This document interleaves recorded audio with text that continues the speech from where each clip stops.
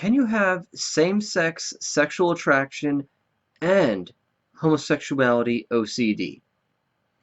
Hi, I'm Andrew Rodriguez, and welcome to Psycho Bible, babbling about psychology and theology. Okay, so this video is a response to a question I just recently got from a gentleman who watched the interview I did, or the video I did along with my friend Michael Gasparo, in which we talked about same-sex attraction and OCD. And he has a son who has a diagnosis of HOCD or SOOCD, which is for homosexuality OCD, or also called sexual orientation OCD. And they became distressed as they're watching my video because I start off our discussion by listing out or breaking down 4 different types of presentation. So you can have individuals who have same-sex attraction experiences and no OCD, no obsessive compulsive disorder at all. Then you have individuals who experience same-sex sexual attractions and they have OCD, but it's more general OCD. So maybe scrupulosity, maybe concern about harm or about things being just right, but not necessarily OCD centered on their sexual orientation. Not necessarily. And then I mentioned that there could be people who have same-sex attraction and HOCD or SOOCD. So a particular type of OCD that is rooted in an obsession over sexual orientation, about fearing the possibility of being gay. And then there are individuals who just have pure HOCD or SOOCD, that they have a fear of being gay, they have a fear of being a certain sexual orientation, but no same-sex attraction. They don't actually experience any sexual arousal or have any true sexual interest in someone of the same sex. So I broke down those 4 types because the reality is those are 4 different types of clients that I work with. I do see those 4 different types. But this individual and his son got distressed when I broke down those 4 different types because they've seen multiple therapists who told them that if you have HOCD, you cannot also have same-sex attraction. And so they were told that HOCD, these are the traits to look for. This is what HOCD is. It's not homophobia. It's not denial. So it's not someone who actually has homosexual sexual orientation but is suppressing it or repressing it and is in denial of it. It's simply an obsession about sexual orientation. But most clinicians in this field will say that the standard definition is that people with HOCD experience intense anxiety about their sexual identity and their sexual orientation, and they worry that they might be gay even though they are not attracted to the same sex. So if that's the standard definition, how can I say that someone can have same-sex attraction and HOCD if the definition of HOCD requires the person not having SSA? Or as most clinicians would say, the person is not gay. Okay. Here's the problem. The problem is people hear same-sex attraction and they think sexual orientation. They think that SSA is just another term, another way of saying that someone is gay. That to experience same-sex attraction is to be gay. And the main point when I got to speak with this individual about his concerns with his son and his diagnosis and all the fears that he was experiencing and how he became so uncertain because of the video I did. The main point I'm trying to drive home is that our society would be better off if we did not have this concept of sexual orientation. This is going to get me in some hot water, probably. This is basically orthodoxy in the world of counseling and psychology, that you must believe in sexual orientation, and that sexual orientation is determined by the consistency or the pervasiveness and intensity of your sexual attractions. You know, the direction of them and how consistent and intense they are. And that constitutes a sexual orientation. And the assumption, despite any science to back it up, is that your sexual orientation is innate, meaning that you're born with it, and therefore you discover it as you mature. You discover what your sexual orientation is. It's just one that you're born with. And therefore, if you're born with it, it's fixed. So it's innate and fixed. So that's the orthodoxy. Well, guess what? I don't agree. I don't agree with most of my industry, because there's no curiosity about it. It's just, this is what we've decided, and you better believe it. If you want to continue being a therapist, to be licensed, you better follow this ideology, these sets of beliefs, these prepositions, despite sufficient evidence to back this up. And really despite a understanding of how humans work. Now, of course, we wouldn't have this whole concept of sexual orientation if it wasn't for the gay rights movement. This was really their whole argument, was that we need rights. You should treat us with respect. You shouldn't kick us out of our homes or our jobs. You shouldn't degrade us and treat us as less than human because of our sexual attractions and our sexual proclivities, because that's how we are. Because we're born this way. This was their mantra, and it's what got them to rally and thus argue for rights, because it became a civil rights issue. We're born this way. It's an innate and fixed, immutable trait. So this is just how we are. So therefore, we should have rights based on this. But yet, it's because of this sexual orientation idea that we have things like HOCD, or sexual orientation OCD. If there was no concept of sexual orientation, this idea that you're born into and you're fixed into some sort of box of either straight, gay, bisexual, and so on. Now, the more proclivities that there are, the more nuances to your sexual feelings and appetites and behaviors, the more justification there are for an ever-expanding number of sexual identities or sexual orientation identities. So it's not just now gay, straight, or bi. It's gay, straight, bi, pansexual, demisexual, phrasexual, unisexual, omnisexual, autosexual. I don't know what it's. You could put any prefix now in front of sexual, and but also the different paraphilias become their own orientation.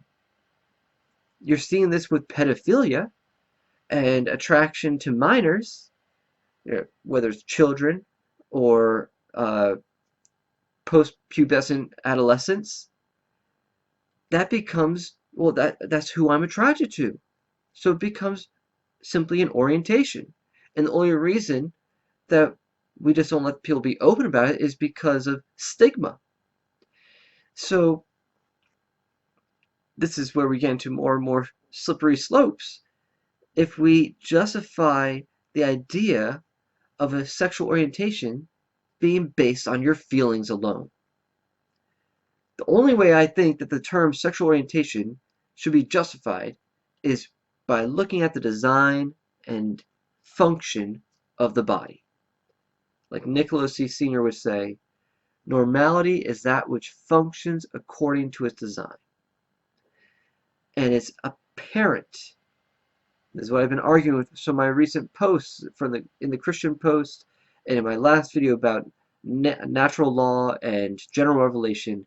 It's apparent. You do not need the Bible to tell you that man is designed for sexual union with female and vice versa. The male body makes no sense by itself in the sexual difference. The female body makes no sense by itself in the sexual difference.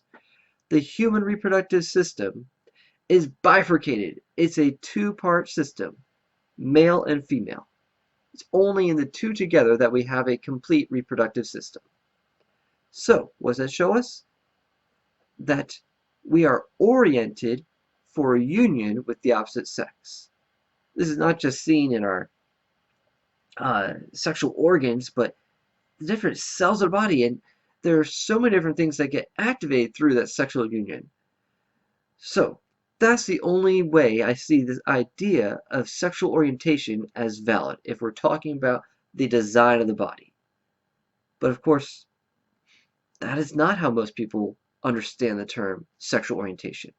They think it means, the direction and function of your sexuality based on your feelings, based on who you're most attracted to most often.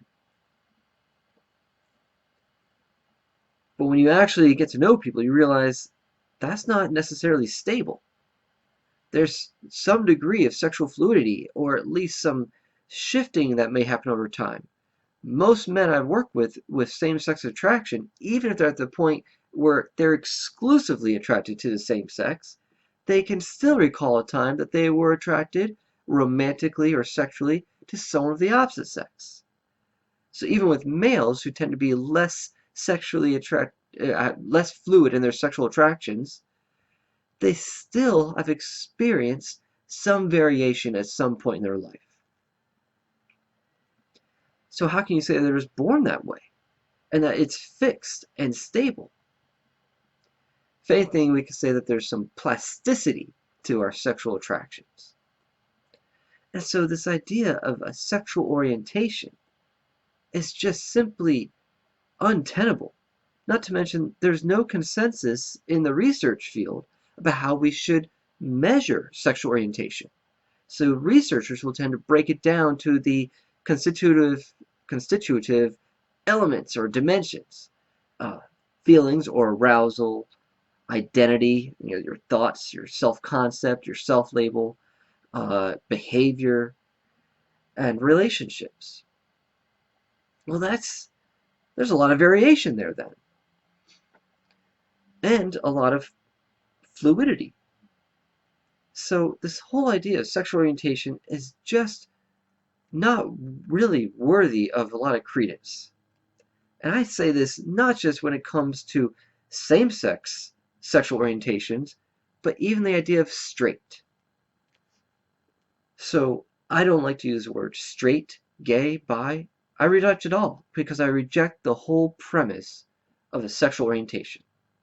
But when we have this concept and it's in the water, it's in our society, that you're either gay, straight, or bi, and you need to discover this by adolescence, and that will determine your life course,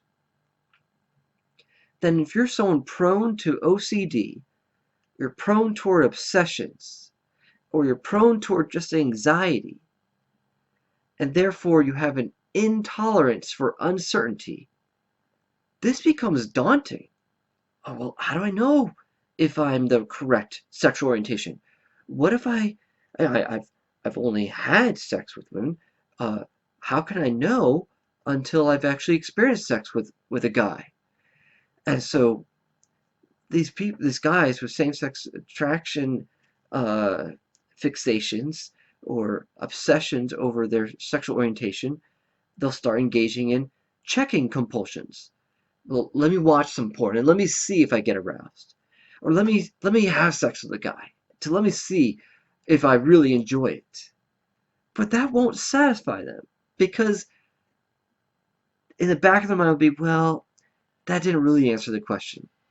Because just as much as there's an intolerance of uncertainty, there's also an intolerance of evidence being sufficient.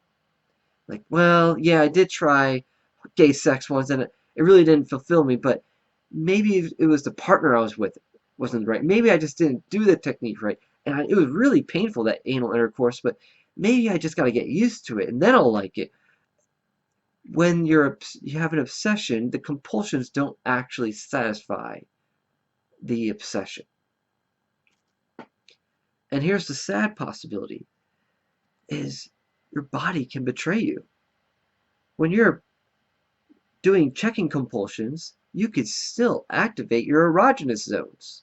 Like I tell people sometimes, and this might be TMI, uh, I don't care who you are. You could be a dude. I have no actual same-sex attractions myself. But you could be a dude and you could whisper in my ear, and I might feel a little bit of a arousal because that's one of my erogenous zones I'm very sensitive to. I don't care what you say. I like to use Q-tips. It feels good. All right? So just an erogenous zone can get activated. But that doesn't mean that's who you really are. That doesn't mean that you therefore have a particular sexual orientation because you felt some arousal come up. Think about this. Think about the devastating effects of this idea that your sexual arousal then determines your sexual orientation. Because what if you've been sexually exploited? What if you've been sexually molested? You've been groomed in a certain way, romantically and sexually, to then feel pleasure or desire for some relationship that was exploitative, that was a totally abusive. What if you're a child and an adult molested you, and now you have sexual feelings for the type of activity that you experienced? Maybe it translates to uh, same-sex sexual activity. Maybe it translates to abusive, sadomasochistic activity. And if we're being told that your sexual feelings are what determine your sexual orientation, you are cementing an identity that in that person who was abused and molested. And it puts them in a situation where they're on a track for death. Maybe not full, complete physical death, but to a life of torment because you told them now that that's who they are. Which is exactly what a groomer would say as well. You like this. You enjoy this. This is who you are. This is good. This is also why there's such a problem with the messaging in the church today. You have these side B gay Christians who, through the way they talk about sexual orientation as a valid concept, all it does is increase the navel gazing and the preoccupation on sexual feelings with these individuals who grew up with same-sex attraction and oftentimes it was unwanted, but they didn't know what to do with it. And so instead of having adequate help to go and discuss this issue with, or thinking, you know what, there's been so much propaganda about conversion therapy and ex-gay ministry and reparative therapy that they're like, oh, now I got to look into all that stuff. That's the ex-gay narrative. I don't want to look into that. I'm just going to accept my orientation, like Preston Sprinkle and Gregory Cole say you should do. Uh, Even though you might experience it differently at some point, but you need to come to terms with your sexual orientation. And so all this leaves people with is this crossroads, end up in this crisis to either affirm their queerness as an identity, but then either resist the temptation to act out on it, or to just fully affirm it. And then, well, I might as well engage in the behavior and enter into homosexual relationships. And this leads to weird compromises like spiritual friendships, where, well, I still need some sort of outlet for my romantic and sexual feelings. I just can't fully act on them, so I'll enter into a committed, covenantal relationship with a same-sex friend. We end up all these weird, disastrous situations when we think that your feelings are what determine your sexual orientation. And even with our conservative Christians, like Christopher Yuan, we end up with some problems. Because he'll say that homosexuality is how you are, not what you are. But that ultimately sounds like a distinction without a difference. He's still using the verb to be, how you are, not what you are. But either way, it's you are. It would be much more accurate and helpful to say that same-sex arousal is something you feel. It's how you feel. Or to say that same-sex eroticization is something you do. That you take someone of the opposite sex and you objectify them. And you make them an object for your sexual appetites and your sexual engagement, even if it's not with that person, but just through porn and masturbation. And let me make this absolutely clear, if I haven't said this enough times already. I never validate the idea of people being gay, just as much as I don't validate the idea of people being straight, bi, pan, demi, etc. I view them all as invalid social constructs. Now, it's true, people in the transformation stream or the rebuild column or just my camp of those who engage in counseling for unwanted same-sex attraction.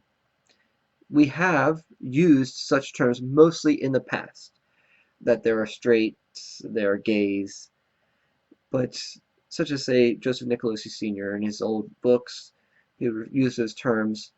But you have to understand that the psychological literature at the time was using those terms as descriptors primarily of behavioral phenomena, behavioral and emotional phenomena, descriptors of what the person is experiencing and what they're engaging in. Not necessarily that this is an inborn and innate and fixed orientation. But that's how it means now. So if my colleagues in the past would have had the foresight, they probably would not have used those terms because they didn't believe that these were fixed orientations. Now, like someone with OCD or major anxiety, the individual I was speaking with kept asking the same question over and over and wanted me to diagnose his son, who is not a client of mine, who I do not see. So I have a policy against giving a diagnosis to someone I do not work with. Heck, I don't even like to give diagnoses to clients I am working with until at least a few sessions. So I'm very thorough in my assessment process, and anyone who's worked with me, if you watch my videos, you know what I'm talking about. We do a battery of assessment tools, and I do a lengthy interview process, and I have very extensive intake forms. So I do not like to assign labels or diagnoses to people without me working with them sufficiently. But when you have OCD or anxiety, there's an intolerance of uncertainty, and therefore one of the common ways of addressing that, one of the common compulsions, is assurance seeking. And so this individual is looking for assurance that, well, my son doesn't actually engage in homosexuality, or he doesn't actually get aroused when he looks at gay porn. He doesn't actually have same-sex attraction. So are we good that he's not actually gay, and that only people who do not have HOCD can have same-sex attraction or are gay?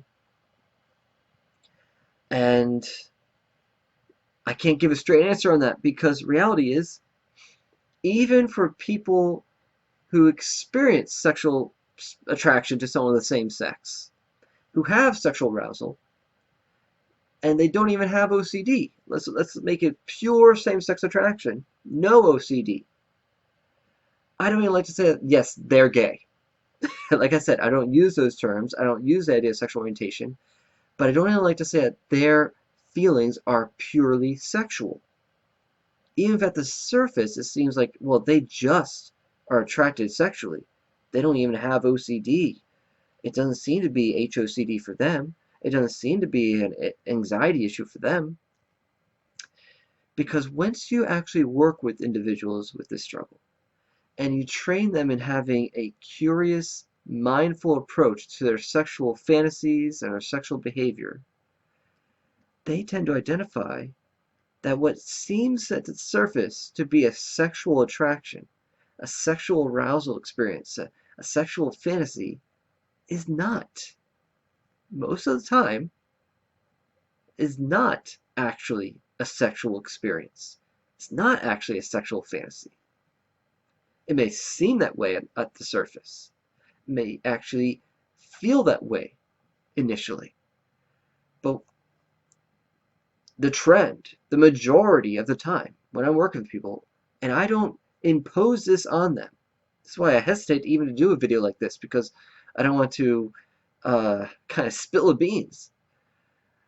But the reality is, when I work with people and I train them just to be curious, just stay with it. Don't judge it negatively, don't judge it positively, just non-judgmentally observe your sexual fantasy. What do you feel?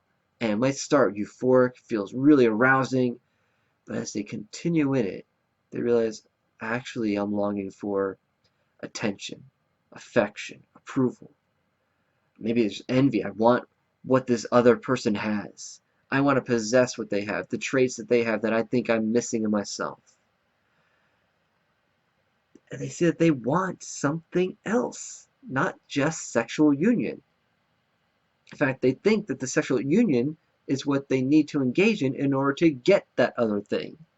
And it's usually something non-sexual, like the other person's masculinity, or a trait, an experience, like attention, affection, approval, admiration, esteem.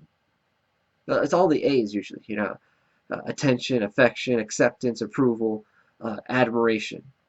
And when we don't get those things, it turns into a craving that we indulge in and becomes addictive, the other A. So even if they experience sexual arousal from same-sex stimuli, they come to realize that the physical sensations don't necessarily represent what they truly desire. Like I said before, our erogenous zones can betray us, especially if we've been groomed. Therefore, using sexual feelings as the basis for a sexual orientation identity ends up validating a trauma reaction, an unmet need that we end up trying to solve through some neurosis. Sorry to say, but this is true.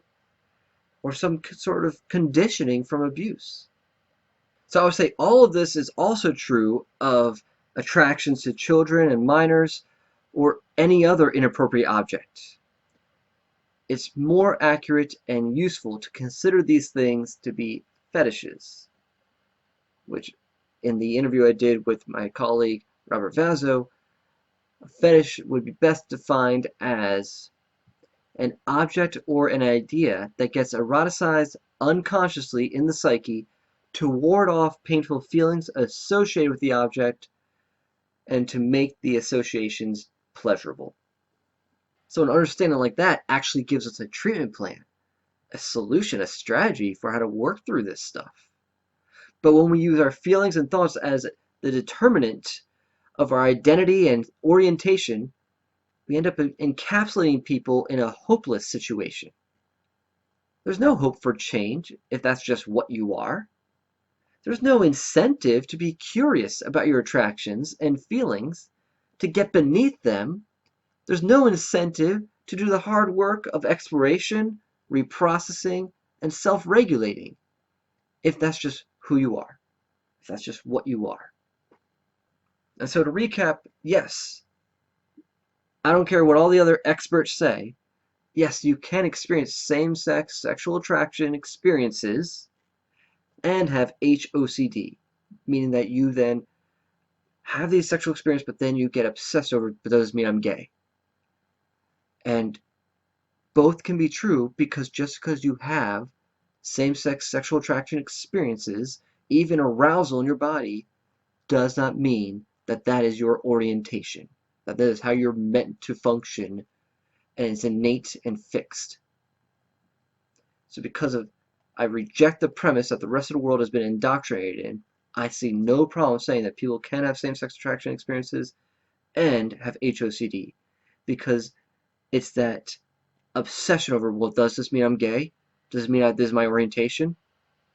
That's all that's required to me to have the HOCD, not an absence of any actual sexual arousal for the same sex. Because really, ultimately, when you look into the arousal for the same sex, you do find, it's not really so much about sex. It actually usually is about something else. The clients I work with who are curious enough and they allow themselves to enter into this process, they're not so fixated on the outcome. They don't let their anxiety and their OCD get the best of them so that they have to get this resolved ASAP. But they allow themselves to enter into exploration in a relaxed manner. They tend to recognize that truth. There's something deeper going on here. I think our clients all around the world would be better served if we just got rid of these ideas about sexual orientation. We might actually be able to get back to helping people better understand who they are, what they're feeling, why they're feeling what they're feeling, why they're tending to act out the way they act out. And then they can make a better informed choice and allow their values to make those decisions for them. So, hope this answers not just the individual who reached out to me, their questions, but if there's anyone else who's been watching my content, especially after seeing that video on same-sex attraction and OCD, I hope this is helpful. I hope this settles things. But on the other hand, I know if you do have OCD, it might not settle things for you, because there's an intolerance of uncertainty, and you're going to probably want to seek assurance, and I get that. So if you were my client, my recommendation would be to journal it out, write out what your greatest fear is of having this sexual orientation, and work on desensitizing that, and work on relaxing your body in the presence of this idea, so you can get to a place of acceptance of the possibility of having same-sex sexual attraction experiences. And in the meantime, I would advise just rejecting the idea of being a certain orientation. For everyone else, I hope this helps you really understand the plight of individuals with OCD, with same-sex attraction, and be a bit more curious yourself so that you can actually be more compassionate. And I hope that one day the politics will leave our field of psychology and counseling so we can get back to the business of just helping people. If you like what I'm talking about here, please hit the like button, share, subscribe, leave a comment, and until next time, please know, without a shadow of doubt, that Jesus loves you freely, fully, faithfully, and fruitfully.